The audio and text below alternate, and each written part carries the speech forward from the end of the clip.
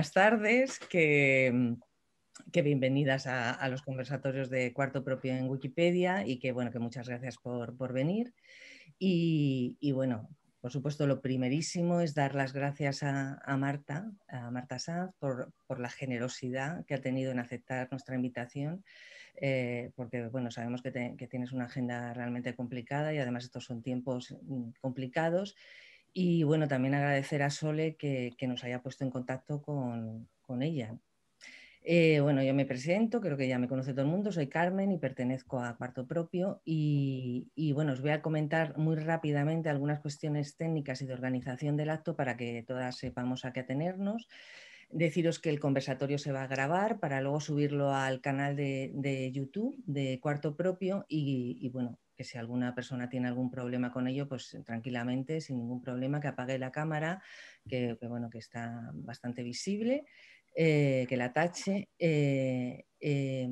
Eso sí, resulta más amable, si no tenéis problema, resulta más amable que nos veamos las caras, precisamente por esto que estábamos hablando ahora. Y si no tenéis problema, pues sería bueno que encendiéramos toda la cámara, si no hay problema. Si no, por supuesto, no pasa nada. Luego, para evitar ruidos, pues sería bueno que apagáramos los micrófonos y que los abriéramos pues, cuando vayamos a intervenir. O cuando queramos tomar la palabra y la idea es que esto se parezca lo más posible a una conversación, entonces bueno, pues se puede hablar, se puede intervenir en cualquier momento para plantear cualquier cuestión, pues eso, con unas mínimas normas de cortesía y orden que todas tenemos ya interiorizadas, seguro. Y en todo caso también si alguna se siente más cómoda planteando las cuestiones por escrito, pues que tranquilamente la ponga en el chat, que bueno, yo lo leeré. Y si, bueno, si hay muchas intervenciones y esto se convierte en un guirigay, pues simplemente que pongan en el chat que quiere tomar la palabra y bueno, la vamos dando palabra. Respecto a la organización del conversatorio, pues la idea es que primero Sole va a presentar a Marta, bueno, aún sabiendo que prácticamente, bueno, que no necesita presentación, pero aún así, bueno, pensamos que siempre es una buena cosa, es más amable hacer una mínima presentación, además desde la cercanía, ¿no? Y luego, pues para que precisamente esto se parezca más a una conversación y no sea un monólogo, pues y además por expreso deseo de Marta, vamos a lanzar en primer lugar alguna pregunta con la idea también de que Marta lo conteste, pero también de animar para que otras personas bueno, pues, también hagan sus preguntas y así propiciar una conversación fluida. Entonces, bueno, Sole, si cuando quieras. Vamos allá. Yo os presento a Marta Sanz Pastor, que, bueno, como dice la Wikipedia, es una escritora española, doctora en literatura contemporánea por la Universidad Complutense de Madrid. Ha escrito novelas, poesías, ensayos, artículos de viaje y de opinión. Ha editado 3 obras y ha participado en libros colectivos. Ha recibido muchísimos premios. El Premio Ralde de Novela en 2015, el Ojo Crítico de Narrativa en 2001, el Premio Vargas Llosa de Relatos, ha sido finalista del Premio Nadal en 2006, ha recibido el Premio Cálamo 2013, el Premio Tigre Juan en 2013, el Premio de la Crítica de Madrid en 2013 también. Muchísimos libros y muchísimos premios, que es una maravilla. Lo que no dice en la Wikipedia, pero que lo añado yo, es que es un placer leer sus obras y escucharla hablar sobre ellas, ni os cuento. Que efectivamente, como os decía antes, ha descubierto Instagram y que leer sus posts es una delicia, porque son estupendos, y que es feminista. Y que por feminista ha coordinado Tsunami, que es una antología que reflexiona sobre la experiencia de las autoras que escriben con el feminismo, y que el feminismo se cuela en sus obras, en sus personajes, y que es fantástico leerla. Así que bueno, a partir de aquí podemos charlar con ella, que seguro que nos va a contar cosas interesantísimas sobre Pequeñas Mujeres Rojas, por ejemplo, o el resto de sus obras. Muchas gracias, Marta. Yo lo primero que quiero hacer es agradeceros la invitación. Yo estoy encantada de participar en este tipo de encuentros, en este tipo de conversaciones. De verdad que me parece un privilegio que te llamen para hacer estas cosas. Es cierto que a veces tenemos una vida muy loca, muy complicada y que hay una saturación y tal, pero yo siempre que puedo aprovecho porque me parece algo enriquecedor. Y me parece que tener la oportunidad de poder hablar de tus libros con personas que los han leído o que tienen el interés de acercarse a ellos es un lujo asiático, que seguramente no es una expresión muy políticamente correcta, pero que forma parte de nuestro acervo lingüístico. Y luego tengo mucho interés en charlar con vosotras, porque evidentemente me siento conectada por muchos vínculos, por el vínculo de Virginia Woolf, por el vínculo de Remedios Zafra, y también os confieso que tengo gran curiosidad. O sea, yo nunca he hablado con wikipedistas. Para mí es una cosa verdaderamente maravillosa, porque yo con mi ignorancia y con mi renuencia mi resistencia a este cambio de lo analógico a lo digital, al principio desconfiaba. Y decía, esto cómo va a ser y tal. Y luego me he dado cuenta, por mi propia entrada en Wikipedia, ¿no? que es gente, vamos, que sois gente muy seria, muy trabajadora, muy rigurosa y verdaderamente desinteresada, y que vuestro interés es la difusión de la cultura. Yo cada vez que me piden un currículum remito a mi entrada de Wikipedia porque me siento muy cómoda. Y luego ahora tengo una ventaja buenísima, claro, cuando le dije a Sol, le digo, pues mira, lo de que está en Wikipedia está muy bien. Digo, hombre, falta una cosa. Digo, a ver, el último poemario que con ilustraciones de Ana Juan, La vida secreta de los gatos, es lo único que falta. Y a los 2 minutos ya estaba ahí. Con lo cual ahora me voy a aprovechar de este vínculo. En cuanto tenga una novedad, la voy a... Aprovechate, sí. No, hombre, me voy a aprovechar todo lo que pueda. O sea, que estoy encantada, que muchísimas gracias por haberme invitado y muchísimas gracias a las personas que vais a participar esta tarde en este conversatorio. Quiero comentar 3 cositas a propósito de la presentación de Sole. Soy una autora muy premiada porque tuve la suerte de que uno de mis libros, que fue Daniel Astor y la caja negra, que sorprendentemente era un libro que en un principio a la editorial no le interesaba mucho, porque yo había publicado previamente con Anagrama, Black y Un buen detective no se casa jamás, y entonces de repente descolgándome con una cosa como Daniel Astor y la caja negra, a Jorge Herralde le pareció una cosa demasiado excéntrica. Bueno, pues resulta que por esta novela me dieron muchos premios. Es la novela que me dieron el Tigre Juan, me dieron el Cálamo, otro premio que se llama Estado Crítico. Entonces yo creo que eso hace que la lista de premios se abultara. Y os cuento una anécdota. Cuando Herralde estaba así un poco diciendo, esto no sé si yo me puse un correíto, Herralde pone correos muy, muy breves, hiper breves, y me dijo algo así como, estoy desconcertado. Y entonces yo ahí estuve muy rápido y le dije, el desconcierto es muy buen lugar para leer. Digo, es el mejor lugar que hay para leer y tú, Jorge, lo tienes que saber. Se murió de risa y la cosa salió adelante y luego estamos los dos encantados de habernos conocido. y es verdad. Y respecto a lo de Instagram, antes lo hemos comentado en Petit Comité, ahora lo comento en general. Yo con esta resistencia tremenda a las redes, a estas... Pues yo soy una troglodita, total. Soy una troglodita y una analógica, sigo con mi boli, tomando apuntes a mano, un desastre total.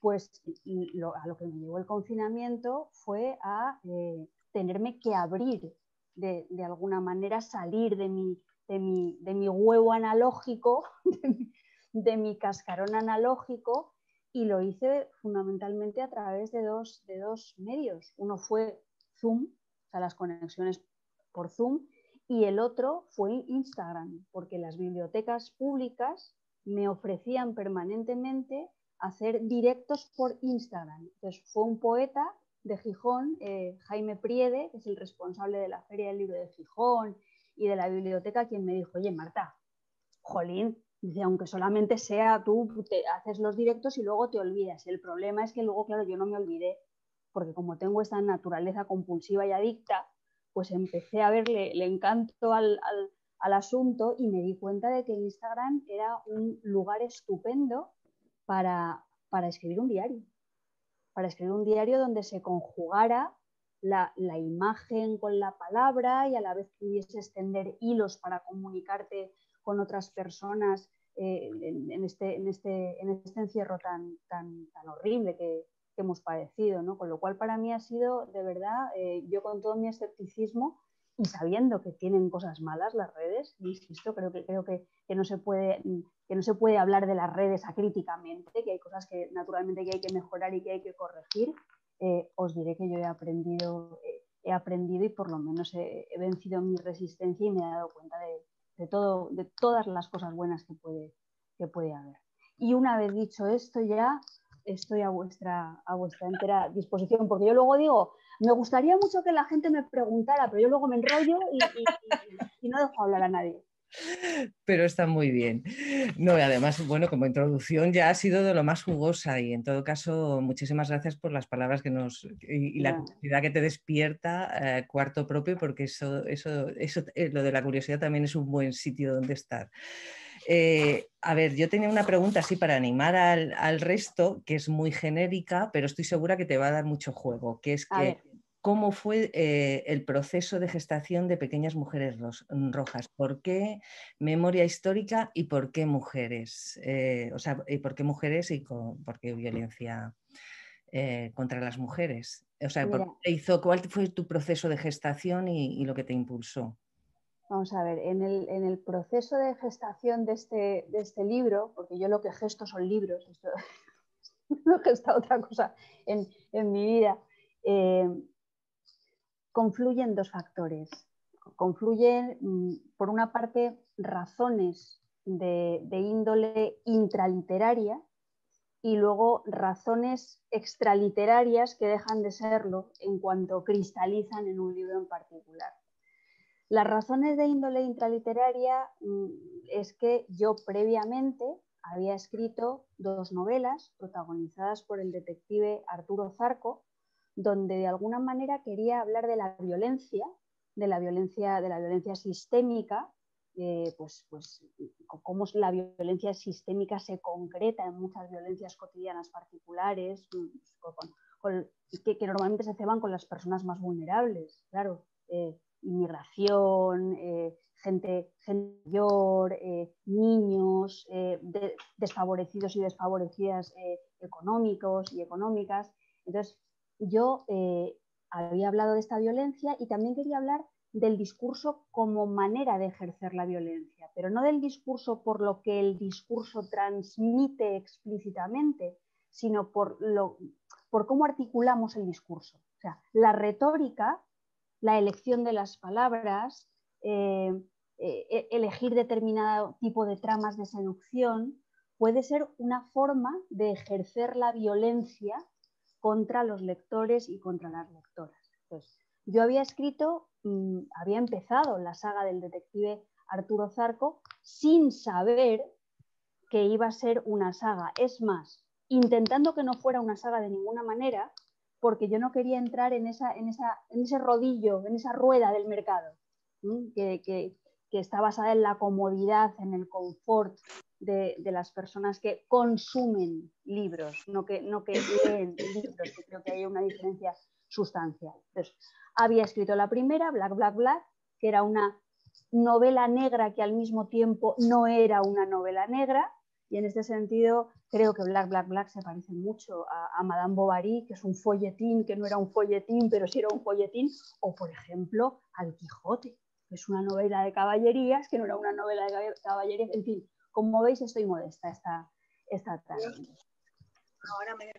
Escribí esa primera novela, escribí la segunda novela porque me lo había pedido Jorge Herralde, porque le había gustado mucho Black, Black, Black, y entonces decidí que en lugar de una saga, para no entrar en contradicción con mis propios principios, lo normal era cerrar el conjunto en una trilogía, que era coherente porque había 3 personajes principales, porque había 3 voces, porque cada una de las novelas se articulaba en 3 momentos. Entonces, esa es la razón intraliteraria relacionada con mi propia trayectoria como escritora y con mis relaciones con la editorial, por la cual yo me planteo escribir ese cierre de la trilogía, que es Pequeñas Mujeres Rojas. Ahora bien, ¿por qué en Pequeñas Mujeres Rojas hay 2 temas fundamentales que son, por una parte, la violencia contra la memoria democrática y la violencia contra el cuerpo de las mujeres? Bueno, pues esto se relaciona directamente con la ascensión de la ultraderecha en España.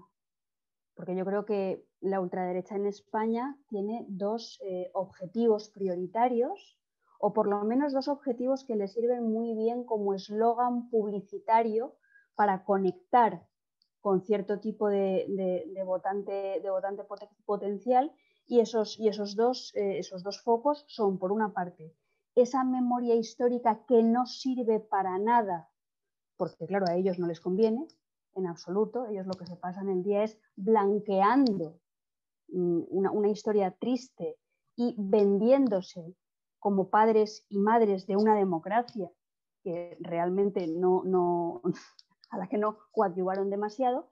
Y luego la otra gran bestia negra son las feministas, las lesboterroristas, las brujas, las mentirosas, las que matan a sus hijos y no van a las cárceles, las que ponen denuncias falsas permanentemente, las que quieren comerse crudo, a un pobre hombre que está absolutamente desprotegido por leyes que no son igualitarias, sino que lo que están haciendo es una sociedad más desigual, ¿no? Entonces, esto me resultaba aterrador, porque además yo creo que esto lo que encubre son sus verdaderos intereses. A ellos les interesa tener estos 2 grandes chivos expiatorios, pero al final de lo que se trata es del patrimonio. Y al final de lo que se trata es de defender unos privilegios de clase y unos privilegios heredados. Al final lo que le interesa a la ultraderecha española probablemente es la ley de sucesiones y este tipo de cosas, ¿no? Entonces, esa fue la razón que a mí me impulsó a tocar estos 2 temas que están conectados. Aunque parezca que no están conectados porque van a lo vulnerable, van a las partes blandas del cuerpo social, ¿no? Entonces, esa era la razón, que por otra parte conecta con cuando yo siempre digo que yo escribo de las cosas que me duelen, tanto en sentido literal, y entonces escribo clavícula, como en sentido figurado. Y entonces hablo de novelas que ya tienen una repercusión quizá más directamente política, aunque Clavícula también es un libro muy, muy político en realidad. Entonces, esa es la razón, Carmen. ¿Alguna le apetece hacer alguna pregunta más? Porque si no me lanzo yo a seguir, pero creo que estaría bien que... Venga, a ver, Jesús. Hola, Marta. Hola, ¿cómo estás? En primer lugar, pues oye, gracias y aquí un admirador de tu literatura. Muchas gracias. Quería hacerte una pregunta porque, bueno, la gente que hemos seguido tu trayectoria hemos visto que has tocado muchos palos, ¿no? Entonces, que te mueves en la poesía, en la autoficción, en la novela negra. Y quería preguntarte en el ensayo, por supuesto, ¿en cuál de ellos te sientes más cómoda y qué te aporta cada uno de ellos? Gracias. A ti. Vamos a ver. Últimamente, yo esto no lo decía mucho, pero ahora ya, mira, ya empiezo a tener una cierta edad y lo voy a empezar a decir. A mí lo que más satisfacción me produce escribir, el género con el que yo disfruto y sufro disfrutando, si queréis de una manera más masoquista, pero en el que yo me reconozco mucho y me siento y me siento cómoda y al mismo tiempo intrépida, y creo que puedo comunicar muchas cosas con un lenguaje muy diferente, es la poesía. Yo, de hecho, cuando yo empecé a escribir, cuando era muy, muy pequeña, yo siempre escribía poemas. Siempre escribía poemas, seguramente por pereza, porque no vas a ser una niña de 5 años que te lances a escribir una novela río. Quiero decir, no llego a ese punto de friquismo ni dedicación literaria, pero claro, mis primeros escarceos con el lenguaje fueron con la poesía, con el verso, con las canciones, esto era lo que a mí me gustaba, y me gustaba comunicarme con los demás, con las demás a través de la poesía. Género que yo abandoné completamente. Más allá de eso, de los poemas de adolescencia, de los jugueteos de la infancia, porque cuando a mí me matriculó mi padre con buen criterio, no es una decisión heteropatriarcal, fue una decisión muy bien tomada y consensuada en la Escuela de Letras de Madrid, yo ahí ya empecé, yo de ahí salí con mi primera novela, con El frío, que no sé si era una novela, pero era un texto híbrido y desde luego en prosa. Y a partir de ahí ya empecé a escribir novelas o textos narrativos o textos mestizos, pero siempre dentro de la narración. Y no volví a la poesía hasta que, cuando acabé de escribir Black, Black, Black, la primera parte de la trilogía del detective Arturo Zarco, yo acabé tan agotada por las tramas, los personajes, las historias cruzadas, el escamoteo de la información, todas estas cosas arquitectónicas y estructurales que tiene la novela negra bien concebida, pues es cuando de repente un día, que yo ya tenía más de 40 años, me vi escribiendo en una, bueno, todo esto es muy tópico, me vi escribiendo en una habitación de hotel poemas a mano, o sea, como manera de, lo necesitaba. Y entonces de ahí salió los 2 primeros poemarios que yo publiqué en mi vida con la editorial Barleby, que fueron Perra mentirosa y Hardcore, que es un poemario bifronte. Por un lado está Perra mentirosa, con una portada con la cara de Joan Fontaine en Rebeca, y por el otro lado, pues Hardcore, unos labios así muy insinuantes y muy medio pornográficos. Entonces, yo me siento, yo llego a la literatura por la poesía. Y a mí lo que me fascina cuando estoy estudiando, cuando hago comentarios de texto, cuando me pongo a leer, es la tesitura poética, o la textura poética, mejor dicho, de la prosa. Y eso es algo que he recuperado, siempre ha estado presente en las novelas que he escrito, pero que en Pequeñas Mujeres Rojas es muy evidente, porque el pacto de lectura que yo quiero establecer con vosotras y con vosotros, pues precisamente tiene que ver con esa reflexión, ese regodeo, ese placer del texto, que tiene que ver con de qué están hechas las palabras, cómo la invención literaria surge de la relación de unas palabras con otras, cómo hay que leer por debajo de las cortezas, por debajo de las superficies hasta llegar al centro de la fosa. Y eso muchas veces es un ejercicio de lectura poética. A eso están muy acostumbradas y muy acostumbrados las lectoras y los lectores de poesía. No tanto los lectores de una narrativa espectacular, que lo que vamos es intentando saber qué pasará al final y que lo que pedimos es eso, superficies deslizantes.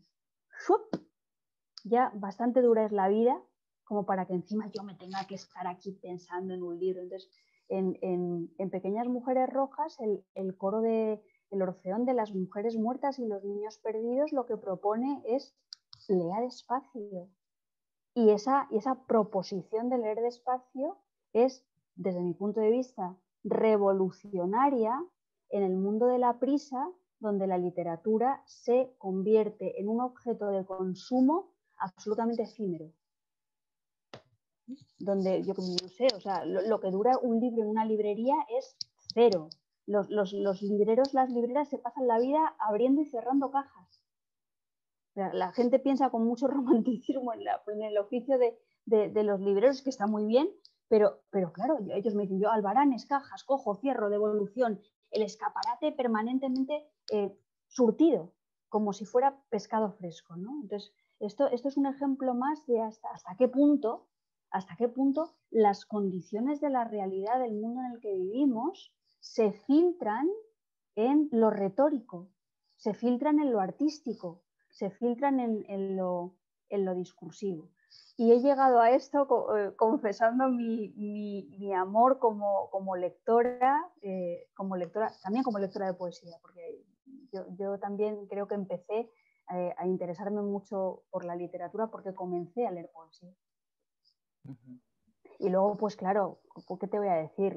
A mí lo que me encanta es hacer experimentos. A mí me encantan las mezclas, me encantan las hibridaciones, me encanta darle otra vuelta de tuerca a los géneros para que en esa otra vuelta de tuerca, que es una vuelta de tuerca formal, pues las lectoras y los lectores se hagan preguntas a través de esas cosas que no coinciden.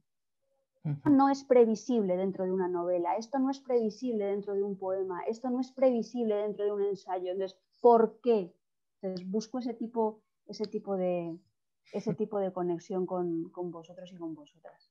Es lo que más me interesa. Creo que eso es lo fundamental de mi oficio. Mi obligación es reflexionar sobre las palabras, sobre los géneros y sobre cómo eso sirve para establecer conversaciones con una comunidad de personas a las que se respeta más allá de su condición de consumidores culturales o de clientes culturales. Yo quería preguntarte otra cosa, me voy a colar, que es que, o sea, enlazando con lo que estás diciendo, me parece que tiene mucho que ver esta pregunta. ¿Qué responsabilidad crees que tiene la persona que escribe, tú como escritora, en la conformación de un pensamiento crítico, o sea, en esa capacidad de intervenir en la realidad, en el sentido de que, por lo que me estás diciendo ahora, no solamente es que para ti la poesía sea evocadora y se te nota al escribir otro tipo de géneros, sino que bueno, que te gusta descolocar, ¿no? O sea, de provocar el descoloque, que eso es una forma un poco de no normalizar ciertas cosas, ¿no? De provocar un... Entonces, un poco que comentes, porque además también leyendo entrevista que te habían hecho y demás, o sea, le dabas importancia a eso. Entonces, un poco que profundizaras. Bueno, vamos a ver. Yo esto que os voy a contar, pues claro, es un pensamiento que va tomando forma, que va cobrando forma a lo largo del tiempo, con el trabajo y con la reflexión sobre mi trabajo, ¿no? Al principio quizá esto que os voy a decir era más intuitivo y ahora es algo más intelectual, ¿no? Entonces, yo creo, estoy casi convencida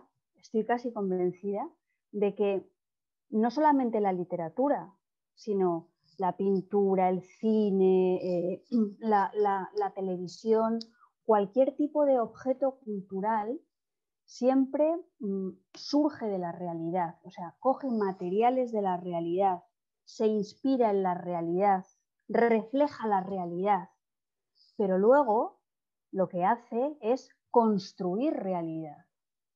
Los libros forman parte de la realidad, las películas forman parte de la realidad y además esos libros, esas películas, cuando son leídos, cuando llegan al espacio de recepción, acaban formando parte de nuestras creencias, de nuestros valores, a veces de una manera explícita y a veces de una manera menos explícita.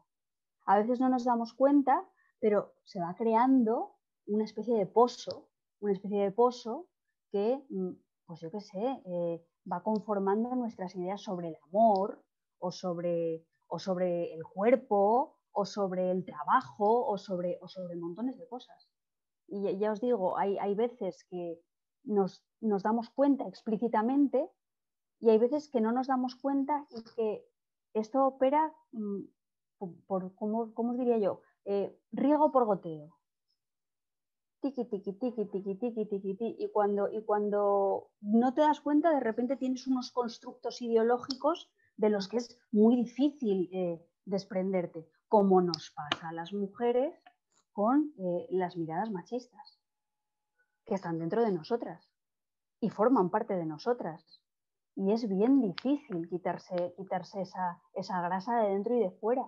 Yo muchas veces hago autocrítica, porque naturalmente nosotras tenemos que tener una mirada crítica. Hay muchas razones para tener una mirada crítica, pero hay muchas veces que yo miro dentro de mi tripa porque sin querer se me escapan cosas, actitudes, formas de juzgar que lo que denotan es esto, que mi cultura es la que es y que yo tengo que hacer un permanente ejercicio de deconstrucción cultural en el que vivo la experiencia de escribir, la experiencia de leer, la experiencia de relacionarme con los demás laboralmente o afectivamente desde la contractura, como todas las mujeres.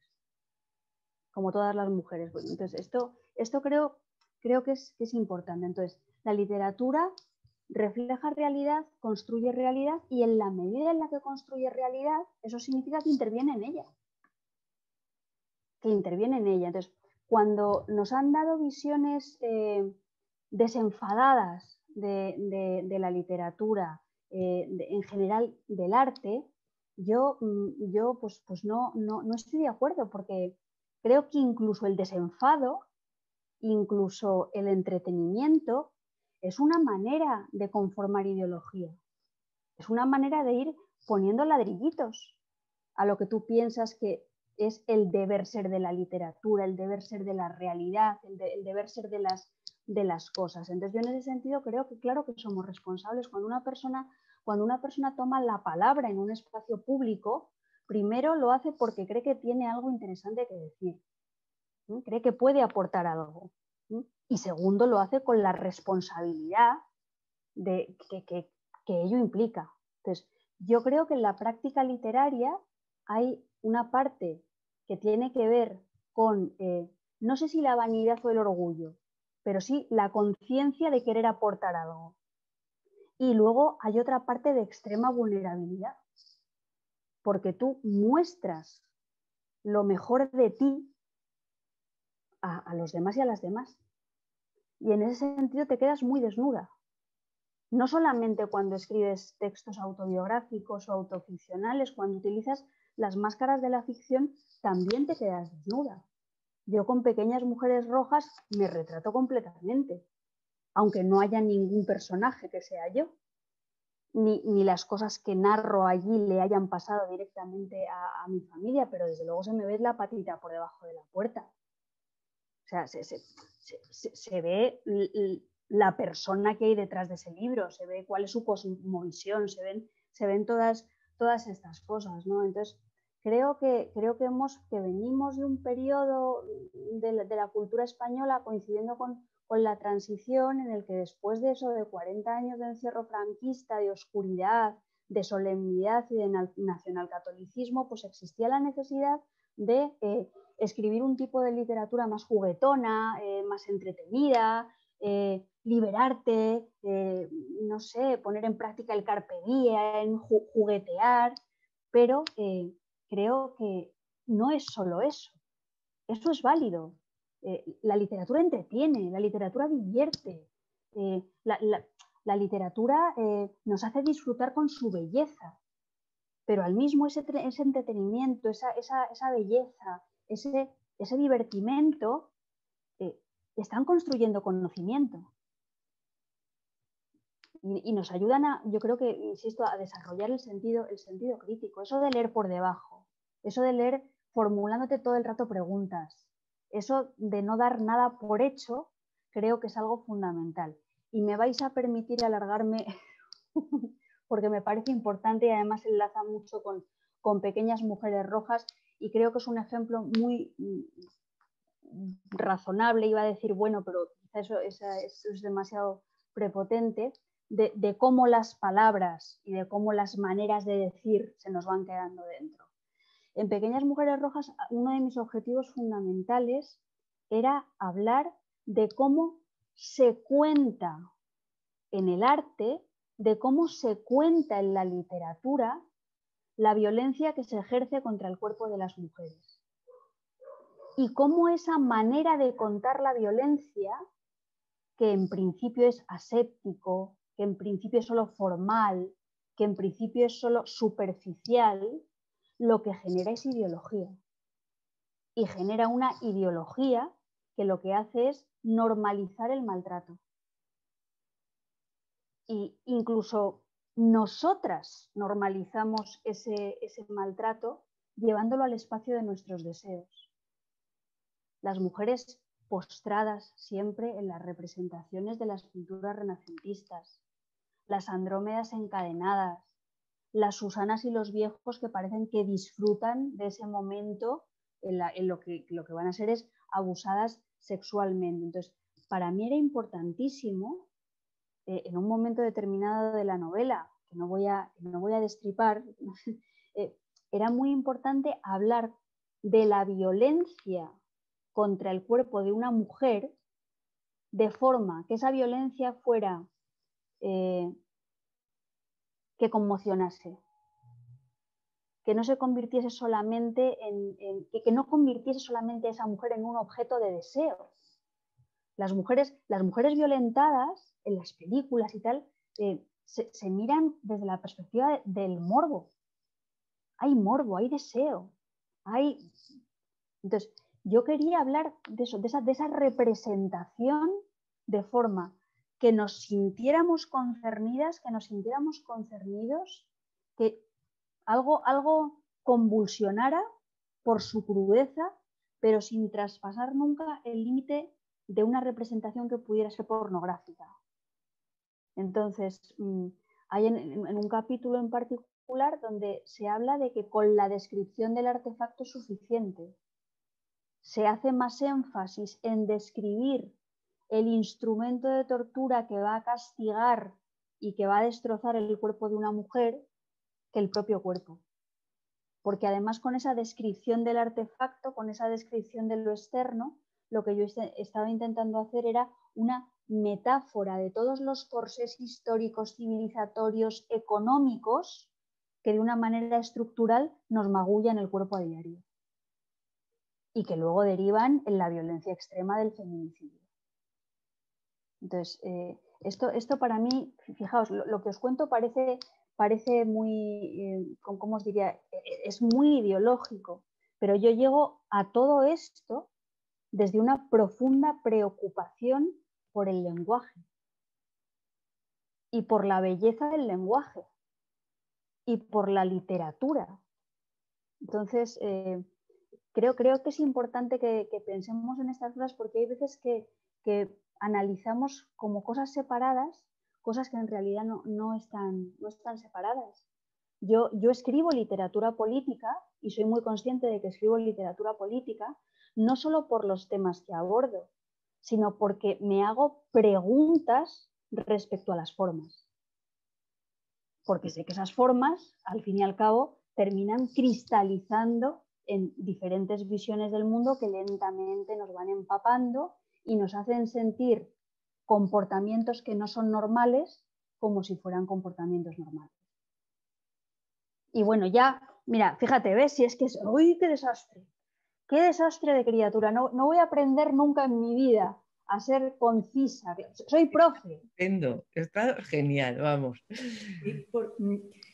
Es que además yo, siguiendo un poco en el hilo de esto, yo estaba todo el rato pensando en esas escenas que describes.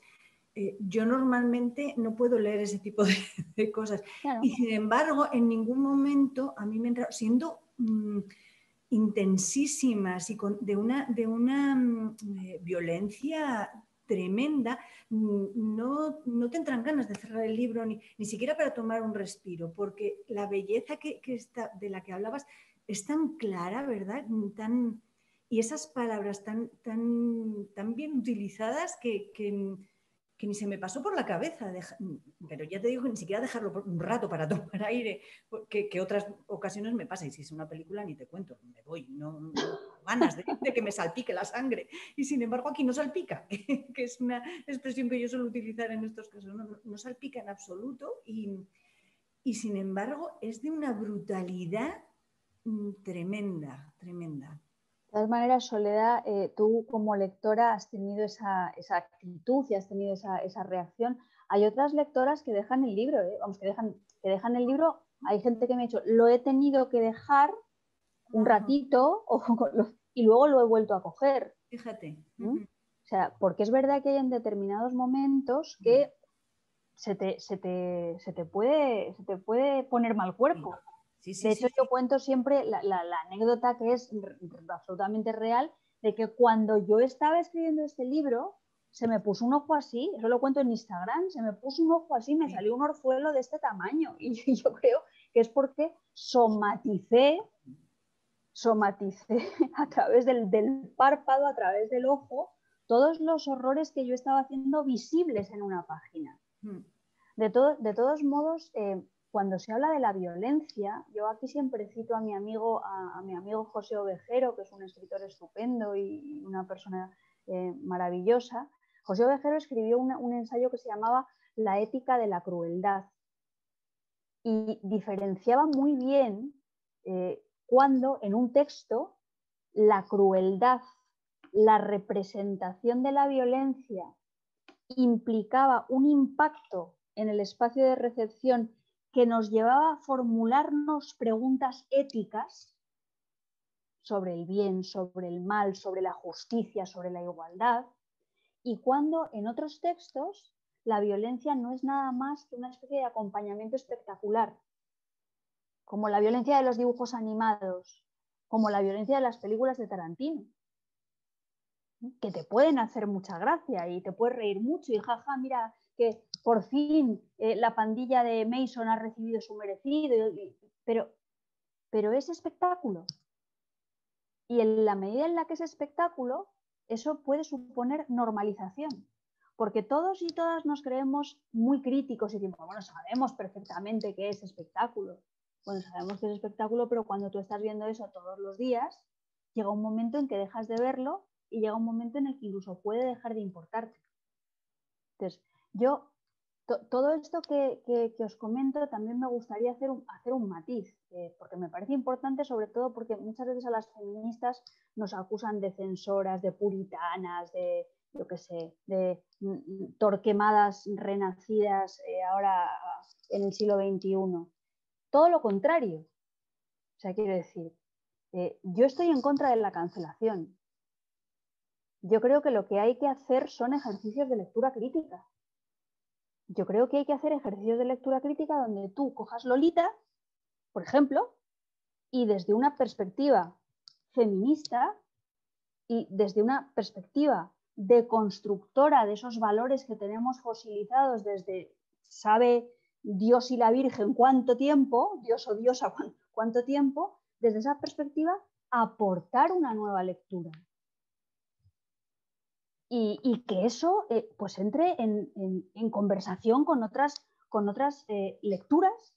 O sea, yo creo, y esto lo escribí en Monstruos y Centauras, que verdaderamente, si queremos llegar a alcanzar una sociedad democrática, lo que tenemos que intentar hacer es aprender a leer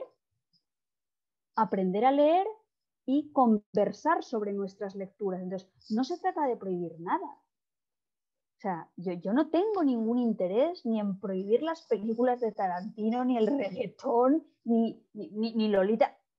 Diosa me libre, Lolita me parece un librazo, todo tengo que decirlo, pero creo que una de las cosas que han sido muy buenas de esta nueva mirada feminista es que eso ha, ¿cómo decir, no? Ha introducido el interés por una mirada ideológica reflexiva sobre los objetos culturales. Y eso está muy bien, eso es maravilloso, eso es sanísimo y deberíamos darnos la enhorabuena. Entonces, yo no me siento puritana, yo no me siento castradora, yo no me siento censora en absoluto. Y tampoco pienso que la literatura por sistema o el arte por sistema tenga que ser edificante. Hay veces que, yo qué sé, o sea, no estamos en el medievo, naturalmente que no.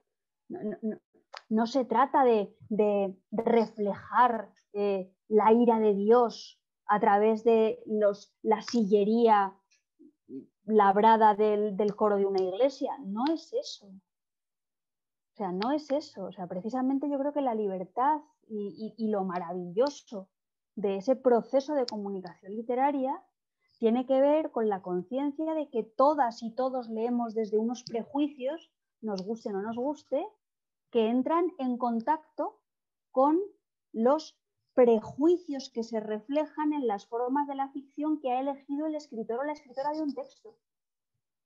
Y ahí, pues hay cosas que chirrían, cosas que incorporas a tu disco duro para siempre jamás, cosas frente a las que te rebelas, pero eso es la maravilla de leer.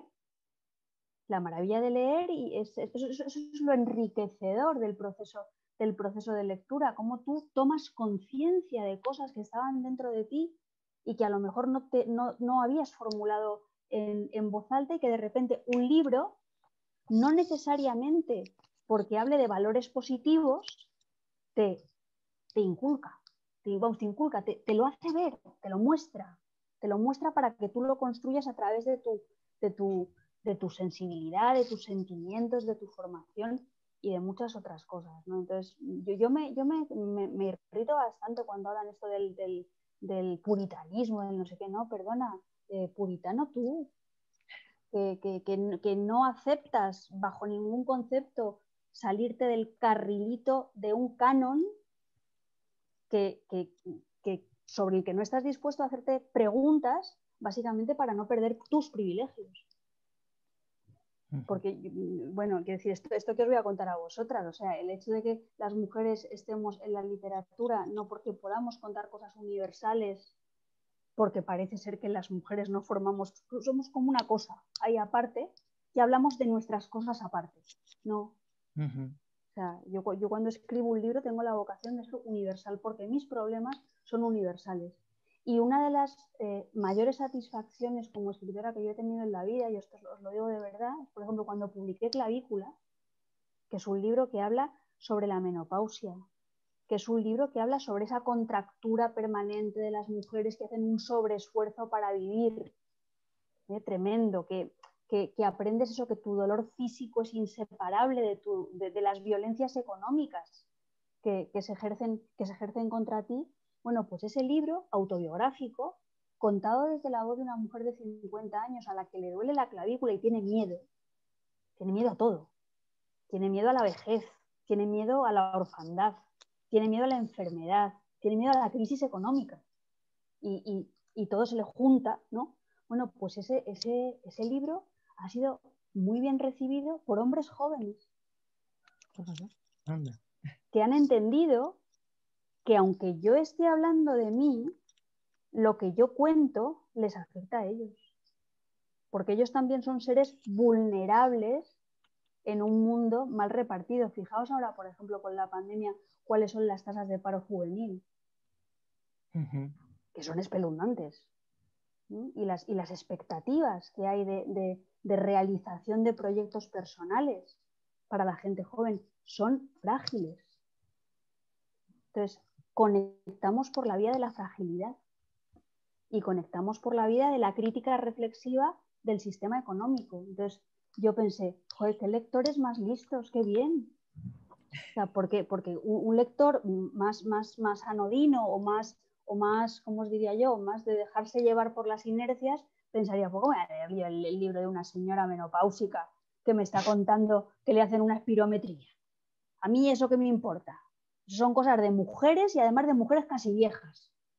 Ya, pues no, pues es que en esa pequeña historia se hace evidente que lo personal es político.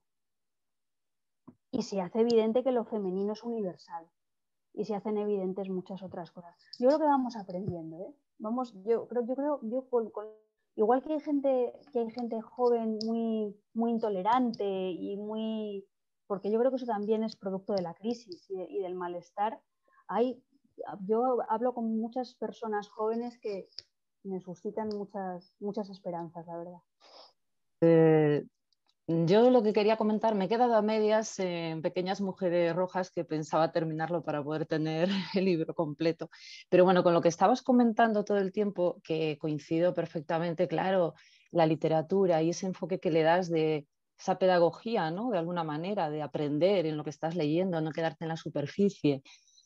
Cuando estoy leyendo este libro, que voy por la mitad más o menos, lo que ha comentado Sole, o sea, yo no he dejado el libro, pero efectivamente esa sensación encarnada totalmente de lo que estás leyendo, pensaba varias cosas. Tenía la sensación tremenda, ¿no? De lo que se estaba describiendo, pero que podía casi oler, percibir, o sea, y yo decía, madre mía, ¿cómo está escrito esto? O sea, es una maravilla la descripción, el lenguaje y todo esto, y al mismo tiempo, en la propia historia que se narra, yo decía, a ver, yo estoy leyendo esto, yo he elegido leer esto, tengo referencias sobre Marta Sanz, pero ¿cuánta gente debería leer esto que no lo va a leer?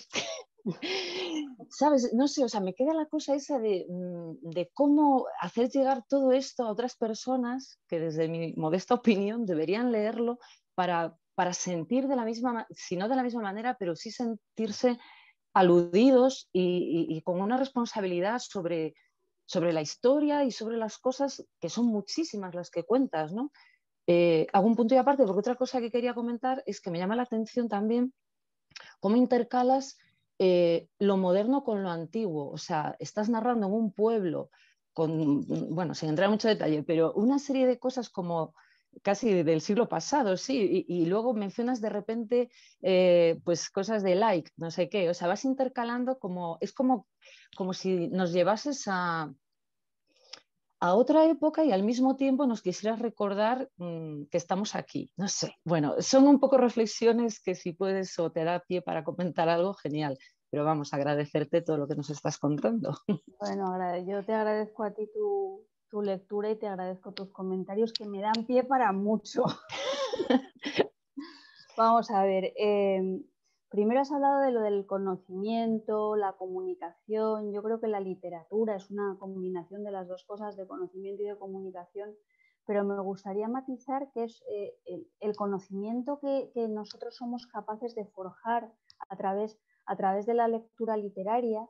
No es un conocimiento aleccionador, es un conocimiento que se conforma a través de las preguntas y a través de las inseguridades y a través de las incertezas de la persona que escribe, del texto y de luego de las del propio lector o lectora que es capaz de asumir que la lectura es un ejercicio de riesgo y que de los buenos libros las personas no salimos indemnes. De un buen libro no se sale de la misma manera que se ha entrado. Sales con la cabeza de otra forma y tienes que asumir ese riesgo, para bien o para mal, porque a veces ese proceso no es estupendo. A lo mejor ese proceso no te hace ser más feliz, sino que en principio te hace ser más desgraciada. Aunque luego al final tú necesites, esto es algo que digo muchas veces, ver la botella medio vacía para poderla llenar. Si no la ves medio vacía, ¿qué más? Es que decir, yo creo que por ejemplo, en mi práctica de la literatura hay algo muy optimista, parece pesimista, pero en el fondo es optimista, ¿no? Porque yo lo que termino haciendo es confiando en la palabra literaria. Respecto a la sensorialidad y esto mira, yo creo que esto se relaciona por una parte con una constante en lo que podríamos llamar mi estilo literario, y es que yo utilizo un estilo que creo que es muy corporal. Yo siempre utilizo la metáfora esa del cuerpo como texto, del texto como cuerpo, y siendo coherente con esa identidad entre los cuerpos y los textos, pues mis textos se llenan de sentidos, como los cuerpos, exactamente igual, vista, tacto, olfato, gusto, oído. Y luego también reconozco que yo soy una lectora voraz de terror clásico.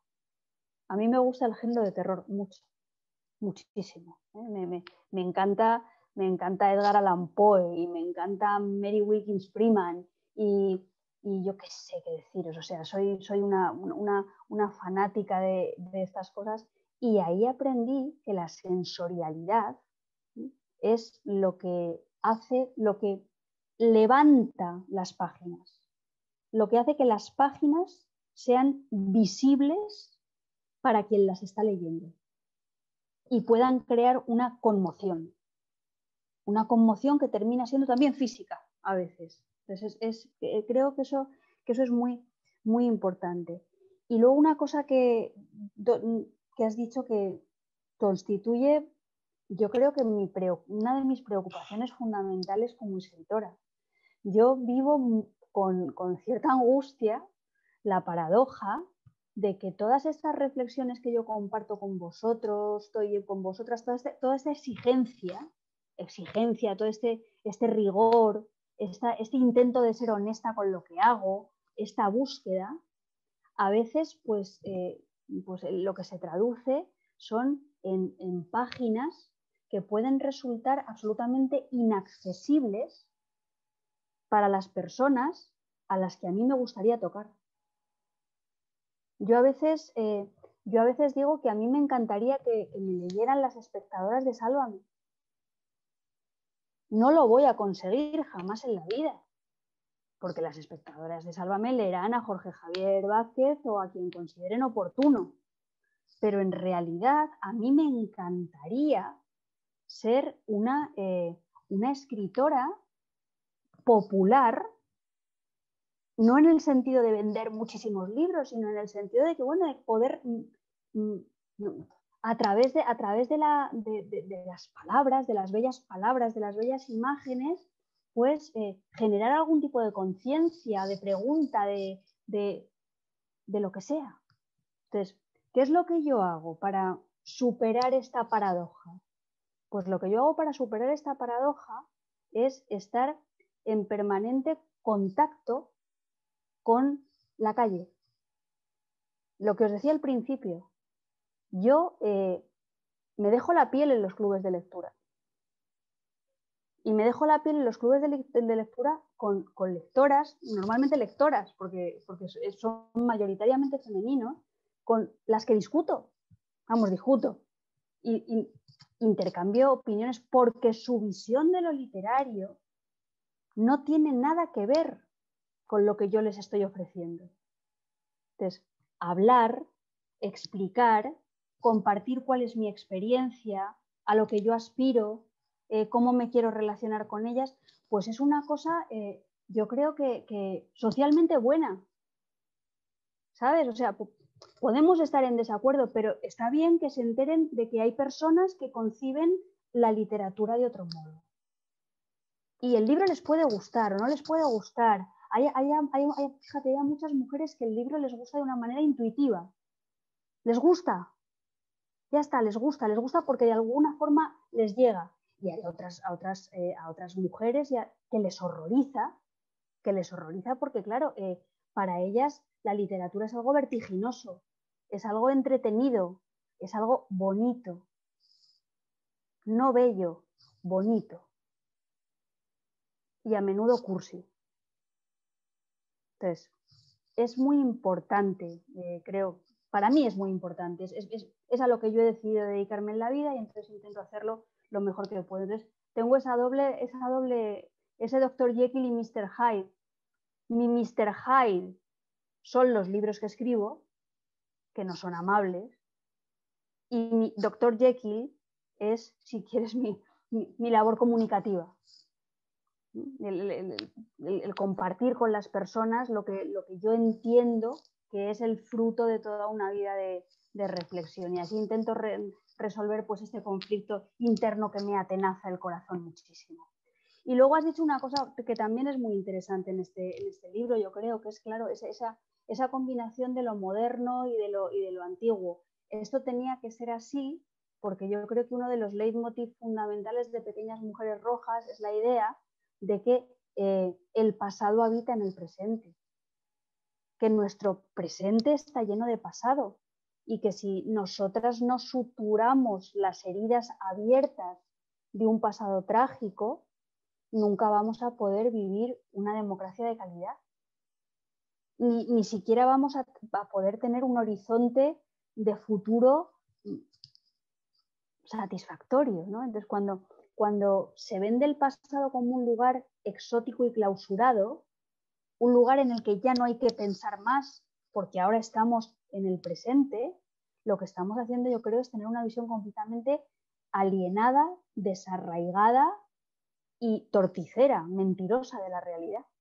Entonces, en Pequeñas Mujeres Rojas era muy importante, pues, por ejemplo, construir personajes que estuvieran habitados por sus fantasmas, por sus desaparecidos, por sus desaparecidas, por sus muertos, por sus muertas, por sus ausentes, porque Zarco es un personaje ausente y fantasmagórico a lo largo de toda la novela, es en realidad el personaje a quien se habla para reprochar una no presencia, un silencio, una ausencia, ¿no? Entonces, creo que ha sido muy acertado tu comentario, porque seguramente ese es otro de los temas que forman parte de lo que sería la columna vertebral del relato, que enlaza directamente, pues eso, con esa memoria histórica de la que hablábamos al principio a partir de la pregunta de Carmen.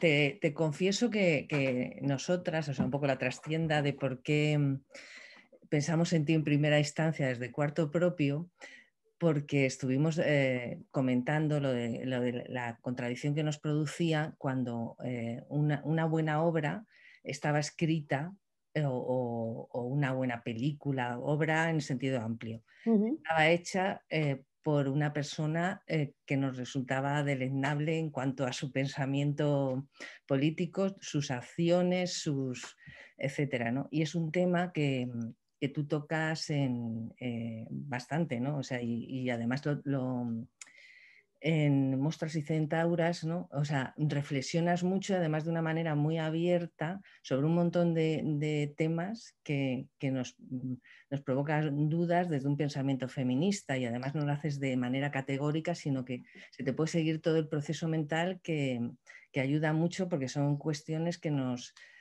hacemos constantemente, ¿no? Y entonces quería que un poco lo comentaras. No sé si me he explicado. Sí, te has explicado perfectísimamente bien.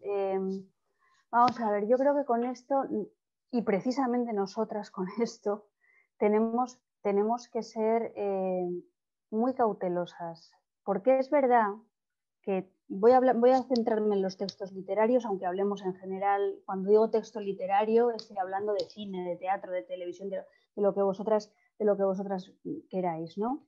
Es verdad que por detrás de los textos están lo que Adrienne Rich llama las geografías de la escritura. Está la persona que escribe, está su ideología, está su punto de vista.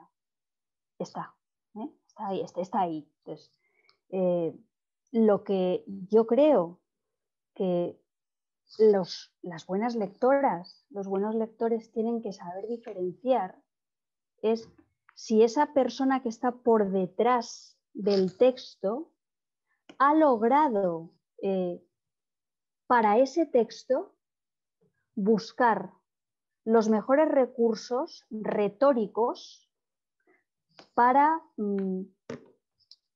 compartir con los demás su cosmovisión. Entonces, yo puedo estar en desacuerdo con la cosmovisión de un autor o de una autora. Me puede parecer católico y yo pasar completamente del catolicismo. O me puede parecer liberal y yo abominar del liberalismo. O me puede parecer un machista y yo abominar del machismo. Pero tengo que valorar también como lector y como lectora es si ese texto está bien hecho. Entonces, todo depende de que nosotras y de nosotros queramos ser lectores sectarios, lectoras sectarias o no. Yo no voy a dejar de leer a Céline, y Céline era un fascista. Pero claro, es que el arte, vuelvo a decir, no es edificante. El arte no es ejemplar. El arte no es moralizante. Yo Del arte extraigo aprendizajes y extraigo preguntas con las que me puedo quedar o no. Pero el arte no es una prédica, ni tiene que ser correcto.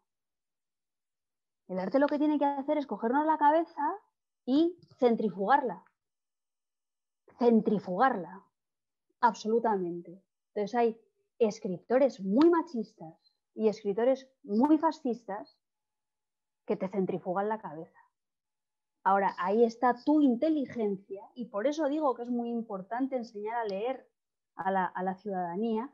Ahí está tu inteligencia y tu sensibilidad lectora para cribar, pero sin renunciar a nada. Y sobre todo eso, partiendo de la base de que una novela no es un catecismo, ni una novela es un catálogo de acciones ejemplares, ni una película tampoco. Lo que hacen las buenas obras de arte es reflejar la vida con toda su riqueza y con todas sus contradicciones.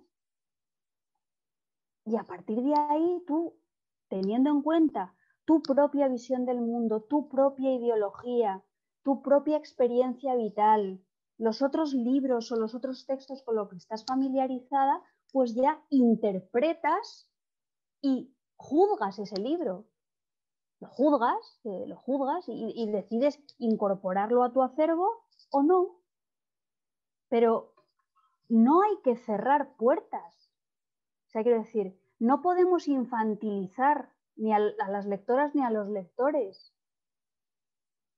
La literatura construye conocimiento, pero eso no quiere decir que eduque. O sea, nosotras no somos niñas. Es muy distinto cuando tú vas a dar una clase a un colegio y tienes que ser responsable de lo que les estás contando a esos niños y a esas niñas, porque además de los contenidos, sabes que son pues carne muy sensible y muy blanda y muy maleable y que están creciendo.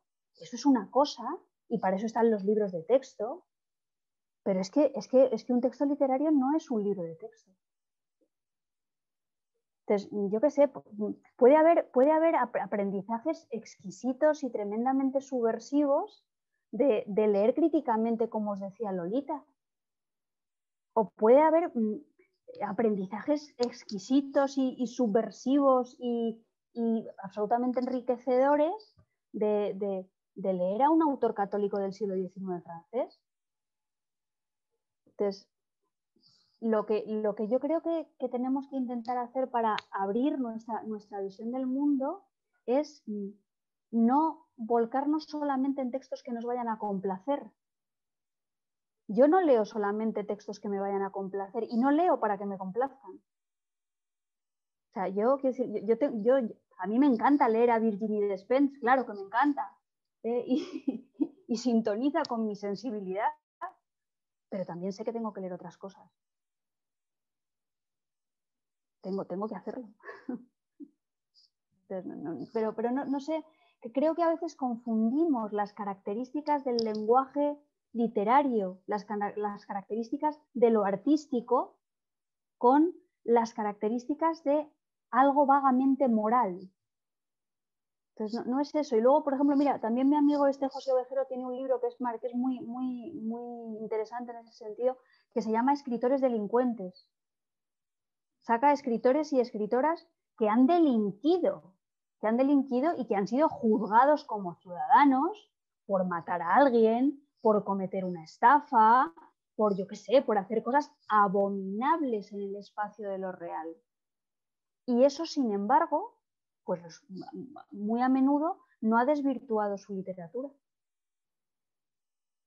Entonces, tenemos que intentar buscar un punto de equilibrio entre la conciencia de que detrás de las máscaras de las ficciones hay una autobiografía y una ideología, y al mismo tiempo pensar en el texto como algo independiente. Tenemos que buscar ese punto de equilibrio. Es muy difícil. Y además hay tantas cosas que leer que cada uno se hace sus propias parrillas y sus propios criterios para elegir. Yo lo entiendo perfectamente, ¿no? Pero incluso hay veces que cuando has leído un libro puedes decir, pues mira, este libro es con perdón, caca de la vaca, a mí no me interesa nada, porque está mal escrito y porque lo que cuenta me parece detestable. Claro, sí, eso podemos hacerlo, hombre, faltaría más. El libre juicio de los lectores y de las lectoras. Pero eso no lo podemos aplicar sistemáticamente para hacer un cribado previo. No, eso no conduce a ninguna parte, a ninguna. Entonces, por eso la tercera parte de Monstruos y Centauras yo creo que es la parte más importante del libro. Hola de nuevo, Marta. Mira, quería preguntarte, quizá me salgo un poco del tema concreto de la literatura, pero no sé, me interesa un poco saber cómo valoras tú un poco la posición de los escritores y las escritoras en los medios de comunicación. Me refiero en los periódicos y me refiero como autores de columnas de opinión, opinadores, de temas amplios, variados. ¿Te parece que son una referencia, que en esta sociedad posmoderna que vivimos, te parece que, no sé, que tienen algo que aportar y en qué línea, o te parece que a veces son un poco atrevidos? No, también en tu experiencia como columnista, ¿no? Y sabiendo pues el variado arco que hay de medios de comunicación, tipos de columnistas, etcétera, etcétera, etcétera. Pues en realidad tú al final te has contestado a tu propia pregunta, creo. Bueno, relativamente. ¿Sabes lo que me pasa a mí con esto del columnismo, la opinión en general en la prensa y en los medios de comunicación? Que yo creo que vivimos una fantasía de pluralidad. Yo creo que pensamos que hay opiniones plurales en los debates, que hay opiniones plurales en la prensa libre, pero son plurales hasta cierto punto. Yo no sé cómo explicarlo, pero siempre hay una especie de límite, siempre hay una barrera, esto que se llama ahora las líneas rojas. Y además creo que estamos viviendo unos momentos tremendamente delicados, porque las líneas rojas no se colocan para un discurso de ultraderecha que, por ejemplo, en muchas radios y en muchas televisiones está absolutamente arraigado. Bueno, ellos lo pagan, o sea, quiero decir, ellos pagan sus cabeceras, ellos pagan sus televisiones y pueden decir lo que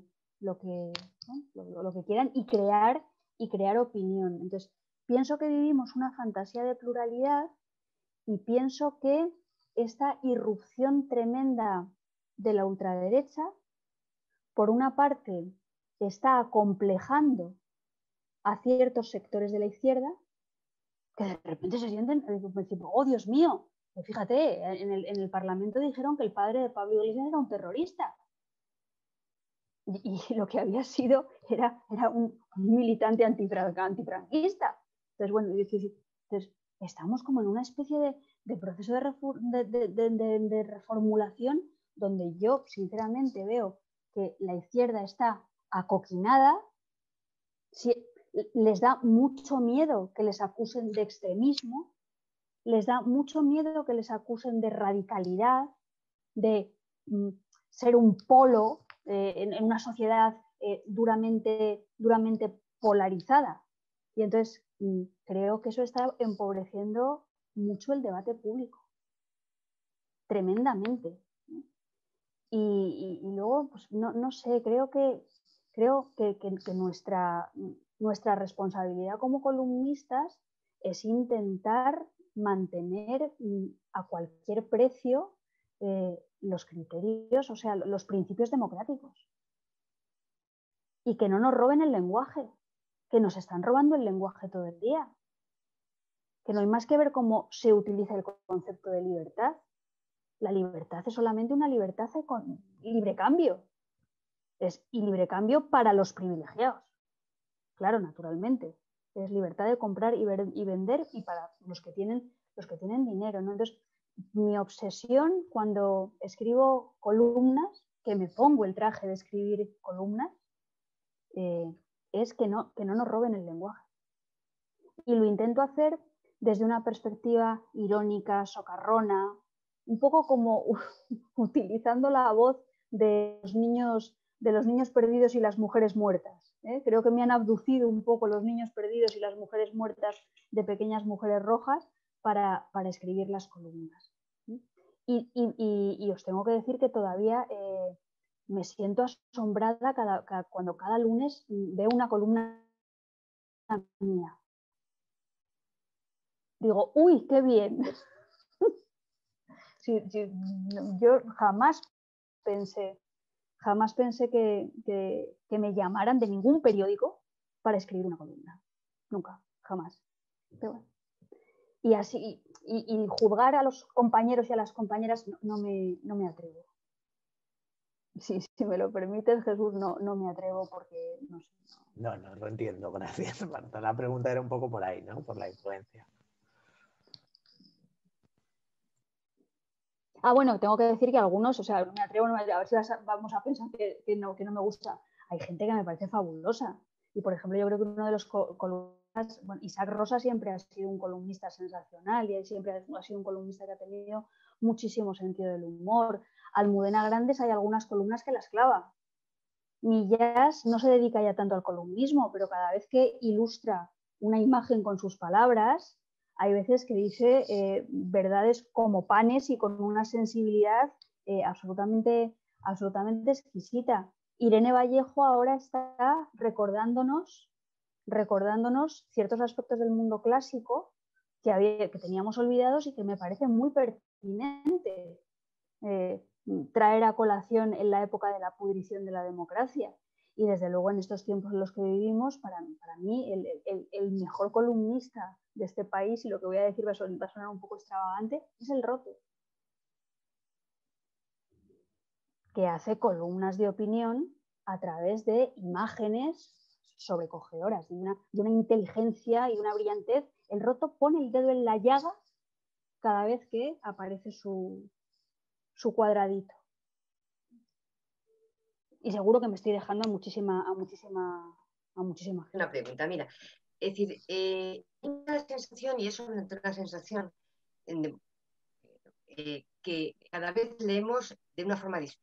Es decir, que las nuevas tecnologías lo que nos están llevando es a leer muchísimo más rápido y tener, digamos, la capacidad de concentrarnos menos en lo que se lee y digamos, y a cansarnos mucho antes. Es decir, lo digo por propia experiencia, pero imagino que si se habrá alguna persona. Es decir, tú antes te leías un periódico, te leías, digamos, lo que es una crónica o te leías un reportaje más o menos entero. Ahora, digamos, con las pantallas, en realidad lo que te lees es el título, el subtítulo y prácticamente los dos primeros párrafos.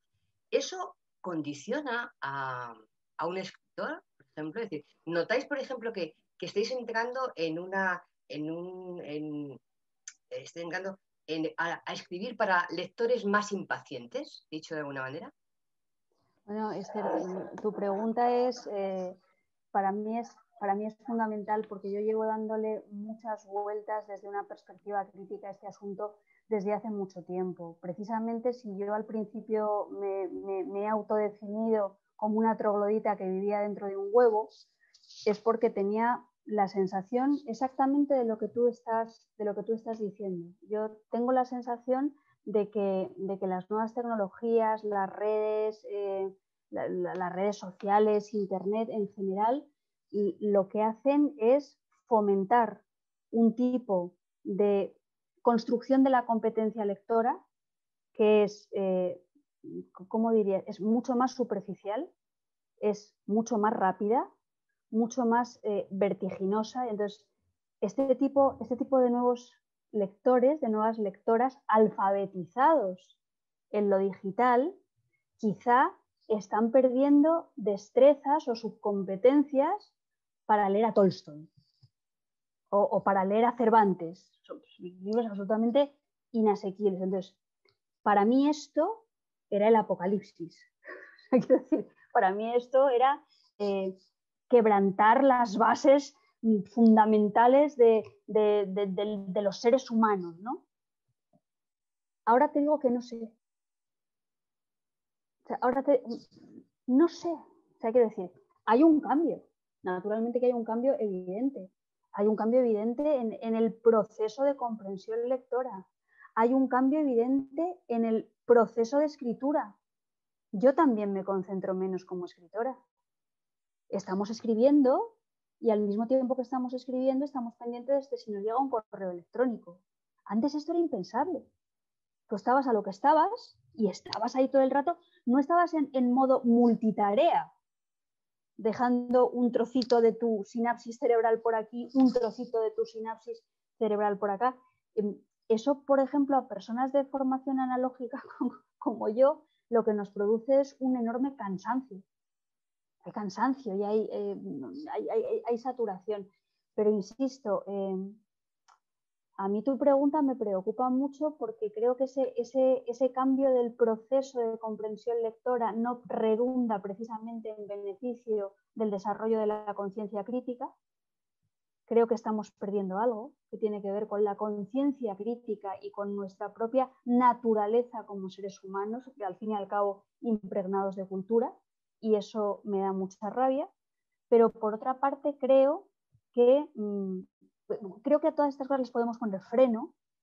Por ejemplo, le podemos poner freno no haciendo que los libros de texto, que yo lo he visto, a los niños ahora en los libros de texto se les dan como píldoras de pantallas. ¿Por qué configuras un libro de texto como una pantalla? Un libro de texto es un libro de texto. Ofrece diferentes modalidades de texto, más extensas, menos fulgurantes, menos destellantes, menos vertiginosas, con menos conexiones hipertextuales explícitas para que se pueda desarrollar otra manera de leer. Entonces creo que podemos compatibilizar las dos cosas, deberíamos intentar compatibilizar las dos cosas. Y al mismo tiempo creo que deberíamos intentar rentabilizar las tecnologías para pensar en nuevos géneros y en nuevos estilos y en nuevas formas de comunicación, que es lo que yo he intentado hacer con los diarios de Instagram. Entonces, yo, por una parte, intento experimentar en un territorio que para mí es nuevo y que creo que puede tener potencialidades expresivas muy interesantes, pero al mismo tiempo escribo una novela como Pequeñas Mujeres Rojas, donde el pacto de lectura que yo quiero que tú firmes conmigo es lea despacio, lea por debajo y con visión cenital y regodéese en el bosque de las palabras, ¿no? Entonces, yo creo que somos una generación que estamos viviendo esa contradicción, esa contradicción entre ese mundo analógico que tememos perder y que probablemente si llegamos a perder, pues vamos a ser mucho más pobres, y ese nuevo mundo digital que por una parte es muy alienante, que es muy adictivo, que normaliza la vigilancia, ya no nos importa, ya nos da igual. Yo antes tenía tapada la camarita del ordenador, ahora pienso, ¿para qué?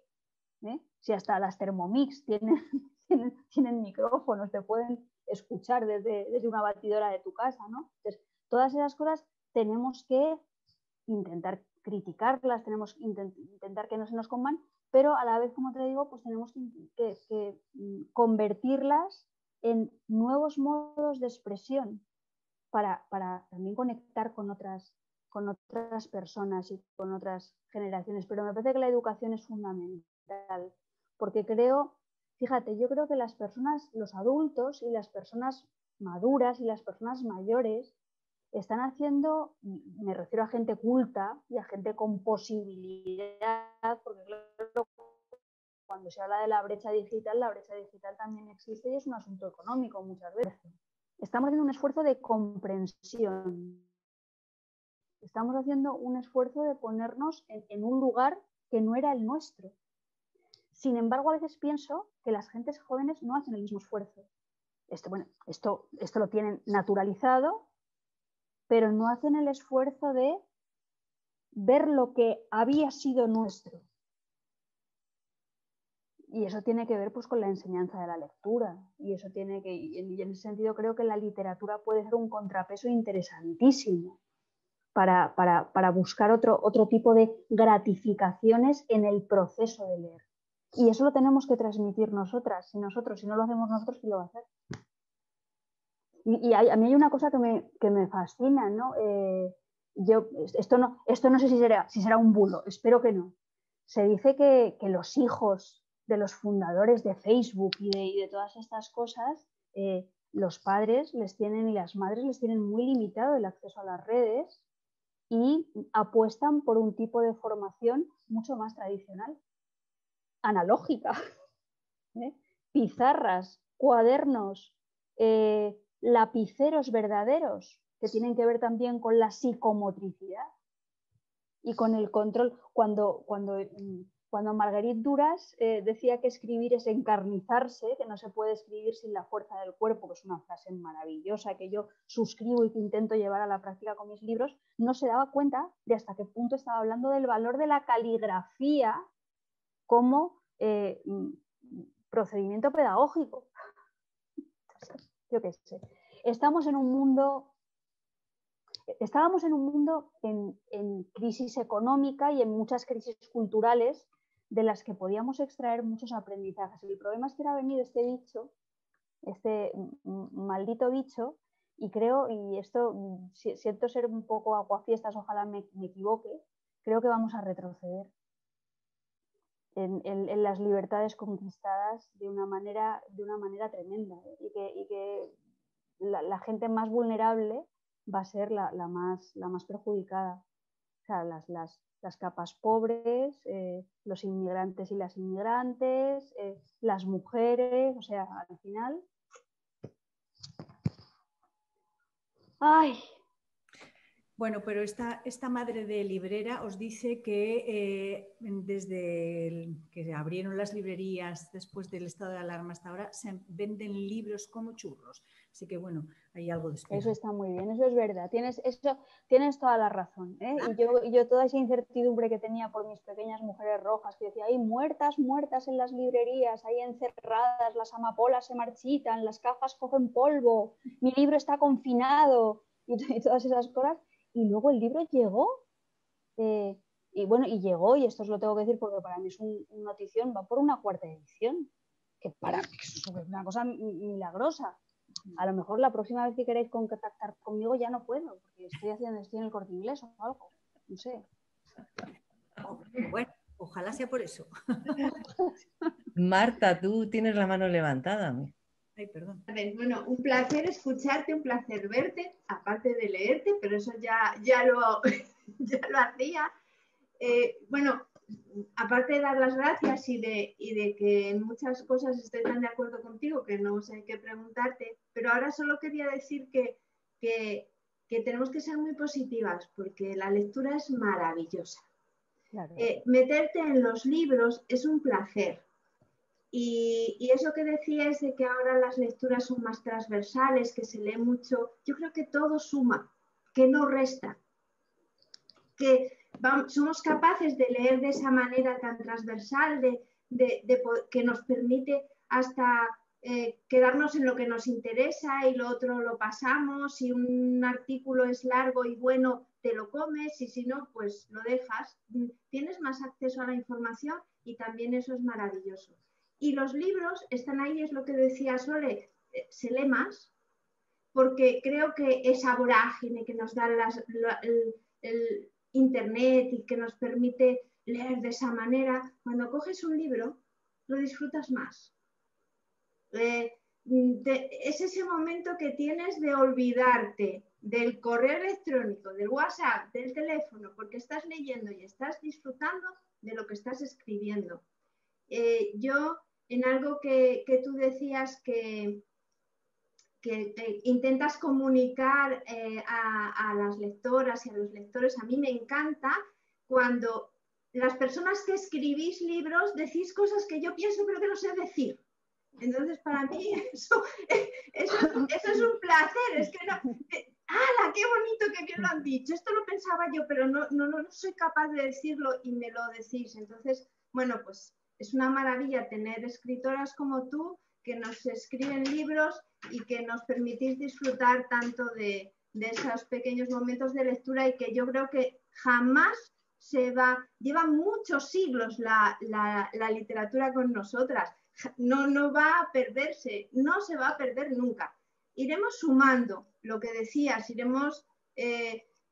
es maravilloso, a mí también me gusta mucho leer escritoras y escritores que modifican la literatura, que no es una literatura lineal ahí todo el rato, la historia nació, creció y murió. Pues no, eso era en otra época y que bueno, pues que todo va evolucionando y que seáis eso, pues capaces hasta de meter ya el lenguaje de internet, no solo en la Real Academia, que nos pone de todo, sino en los libros, y pues eso, intercalar una historia por un lado, otra por otro, que haya cosas por ahí que de repente son personajes, pero que ni siquiera están, bueno, pues es una maravilla. Así que, bueno, pues que muchas gracias y que hay que ser muy, muy positivas con la literatura y con los libros, porque van a estar ahí. Y con escritoras como tú, pues vamos a seguir disfrutando. O sea que muchas gracias. Bueno, Marta, yo te agradezco muchísimo lo que has dicho, tanto en lo que a mí respecta, como que yo creo que tu optimismo es muy necesario. O sea, quiero decir, yo agradezco... No me lo creo, ¿eh? Claro, no, que yo entiendo perfectamente que no es una pose, no es una cosa impostada, se te nota que es un optimismo de verdad y quiero decir, y tú eres una persona muy necesaria y creo que yo necesitaría muchas interlocutoras como tú muchas veces y bueno, quiero decir que como lectora eres un lujo y se te nota que eres una mujer inteligente y que eres una mujer buena y que eso es muy, muy, muy, muy, muy, muy importante. ¡Oh! Pero quiero decir, se desprende de tus palabras y se desprende de tu actitud ante la cultura y ante la conversación. O sea, que yo te lo agradezco un montón. Y además lo que dices, fíjate, y yo creo que con esto, si no os importa, acabamos ya, porque si no yo ya me voy a descomponer, ¿sabéis? Yo llego a un momento que ya me autodestruyo como el zapatófono del Superagente 86. Llega un momento que ya empiezo como a perder la voz, pero ya que estamos en un cuarto propio, conectado y todas estas cosas, yo, fíjate, una de las cosas que me hacen ser muy optimista respecto al futuro de la literatura y que me hacen ser muy optimistas incluso respecto a la deriva de este mundo y de esta realidad en la que vivimos, son las posibilidades del feminismo. O sea, yo creo que por una parte el feminismo, y esto lo cuento en Monstruos y Centauras, puede ser un discurso, un sentimiento vertebrador para suturar todas las desigualdades. Yo creo que a través de una mirada feminista se puede tener al mismo tiempo una mirada ecológica y al mismo tiempo una mirada de clase, de cambio del modelo productivo, de montones de cosas. Entonces yo en ese sentido, y del modelo cultural, por supuesto, ¿no? Entonces creo que el feminismo es muy integrador y que puede establecer muchas sinergias si no nos dejamos demonizar como pretenden hacer. Y luego dentro de esa parte cultural, yo asisto de verdad con admiración y con enorme esperanza a los libros de las escritoras jóvenes. Los libros de las escritoras jóvenes y algunas muy jóvenes son, ¿cómo os diría yo?, un prodigio de riesgo. ¿Por qué? Porque ellas son muy conscientes de que su práctica literaria se está construyendo desde un patrón aprendido contra el que se rebelan. Entonces, la escritura de muchas mujeres jóvenes, yo hay veces que me parece demoníaca en el mejor sentido de la palabra, demoníaca en el sentido del ángel caído. Pataplas, el ángel se ha caído. Entonces, escriben desde el riesgo, escriben desde la experimentación, escriben desde los márgenes de lo canónico, escriben desde el retorcimiento del lenguaje, desde la violencia de la sintaxis, desde la vuelta de tuerca que le damos a los géneros. Y eso es muy importante, porque además eso están llevando a cabo un tipo de literatura política que se compromete en la misma medida con la realidad que con la palabra, con el arte que con la vida. Entonces, a mí me parecen, yo qué sé, o sea, a lo mejor siempre son nombres súper familiares, pero yo qué sé, leer a Cristina Morales, leer a Mónica Ojeda, leer a Andrea Abreu, que tiene 20 y pocos años, leer a Elisa Victoria, a Sabina Urraca, yo qué sé, a Almudena Sánchez, o sea, están haciendo cosas estupendas. Y en Iberoamérica también. Muchas mujeres jóvenes con unos proyectos increíbles, ¿no? Entonces, en ese sentido, soy muy optimista y estoy muy esperanzada. ¿Sí? Y bueno, en fin. Y me siento un poco abuela cebolleta, pero da igual. No, porque hay una cosa, hay una cosa que, que también tiene que ser motivo de reflexión. Las escritoras nos apagamos. Vamos, nos apagamos, no, nos apagan. Es como si durante mucho tiempo, y espero que esto ya deje de ser así, las escritoras tenemos como una fecha de caducidad.